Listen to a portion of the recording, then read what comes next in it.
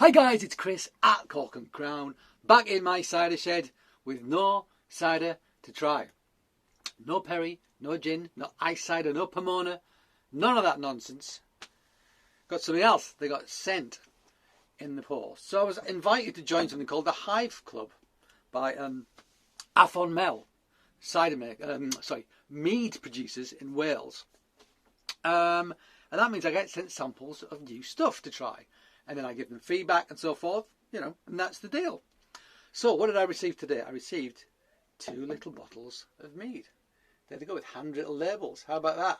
Number 1 and number 2. They're heather mead, which is, I think I'll put it on the screen. I recorded a tasting of that, I think. And it's the best mead I've ever had. I think it was absolutely stonking. It was great. So this is that heather mead as a base, and then put in barrels. One in a bourbon barrel, I believe. Yep, a whiskey barrel, bourbon barrel, and this one was in a Madeira barrel. So there you go. They've both been in barrels of various sorts. I'll put some information about those barrels on the screen as well, if and when I can get hold of it. But let's do number 1 first. So it's a little bottle. It's not loads of it, but I'm very excited to try it. Very excited to try it indeed. So it's a 1 heather mead, barrel finished, and a pen. It's handwritten, which I love, but I can't imagine. Penderyn Whisky Bourbon Barrel, 15.1% ABV, so it's quite strong. It's got a little screw top. Don't need to do anything except take the top off, and there we go. Let's pour it out. So anybody who's watched any films of me tasting stuff that's been doing a whiskey barrel, it concerns me a bit, because whiskey is very strong. And if you put something in it, it can just end up tasting more of whiskey than the thing that you put it in the first place. And if you put something delicious in it, like an amazing heather mead, for example, and all you end up is tasting bourbon, is, well, sorry folks, that's not going to cut it with me. So let's see how they've done, shall we? Let's pour it out. I won't pour all of it out. I'll keep a little bit back. There we go, that'll do. Pop the top back on that. Squeaky, squeaky, squeaky. And there you go. Colour, where's my thingamajig? Let's do it properly at least. There's the colour.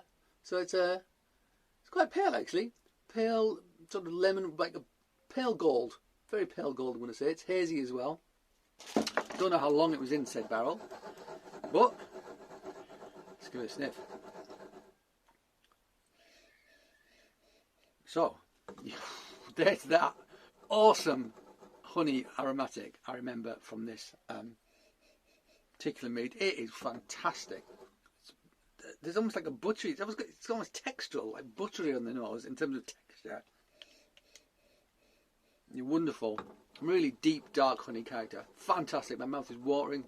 I have a sweet tooth. I love honey. I love it. And it's so much an expression of a place, honey. If I go anywhere on holiday, I'll always buy a jar of honey. Because the bees are feeding off what's growing locally. So how local can you get? You really can't get any more local than the bees basically foraging, if you like, from the local plants for their pollen. Smells great. But it's got a kick of alcohol that's making me cough.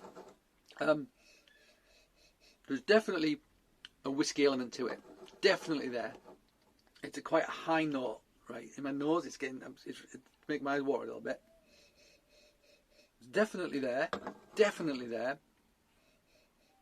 But it doesn't completely smother the honey. And if I asked me to tell you blind what was in this, I definitely get the honey. I'm not sure if I could tell you what the other addition was, which is whiskey in this case, and oak. Right, let's try it.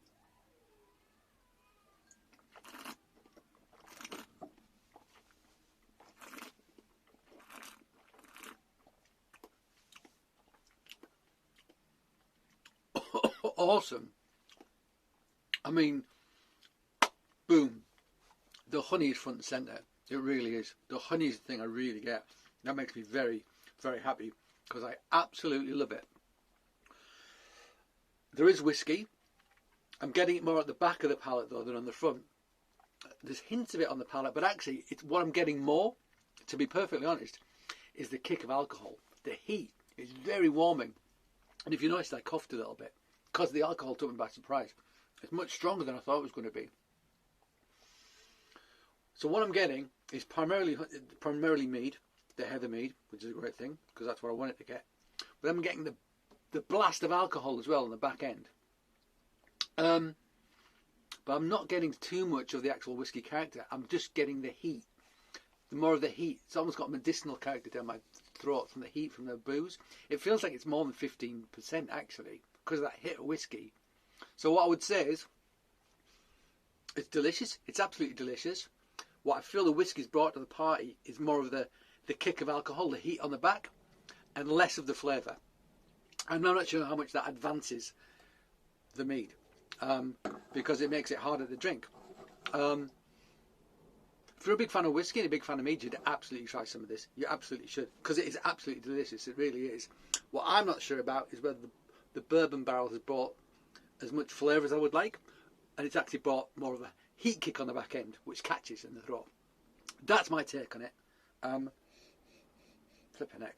Smells great though.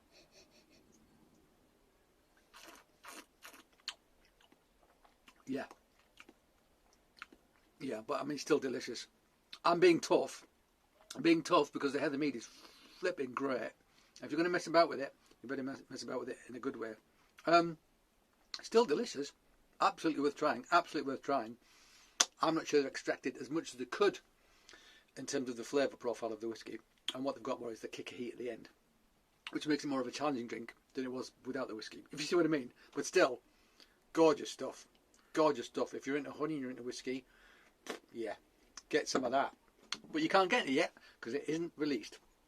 I, however, will be allowed to order some first because I'm part of the Hive Club now, it would seem. So there you go. That was the Heather Mead from Afon Mel, barrel finished, and a Penderyn, I want to say, whiskey bourbon barrel, 51% ABV. There you go. It's a beast. What a tasty beast. All right, guys, thank you for joining me in my shed, my mead shed today. I hope you join me again. But until that time, cheers.